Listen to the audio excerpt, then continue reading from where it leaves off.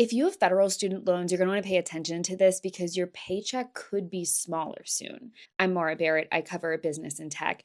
The federal government is restarting its wage garnishment program after a 5-year pause for people who are in default for their federal student loans. Wage garnishment effectively means that they can automatically deduct a portion of your paycheck up to 15% in order to pay off some of those loans. Now, this is going to really affect people who are in default. So that means that you've gone more than 270 days without making a payment towards your loans. But this comes as a part of series of changes when it comes to student loans for 2026. You're going to be losing some of those repayment options that you've been able to have for the last couple of years. And if any of your loans are forgiven in 2026, that could impact what you owe in taxes coming up next year. The Department of Education is sending out notices about whether wage garnishment is going to impact you, but they're sending them via mail to your last known address. And not getting the notice isn't an excuse for not taking action. You have about 30 days once you get that notice.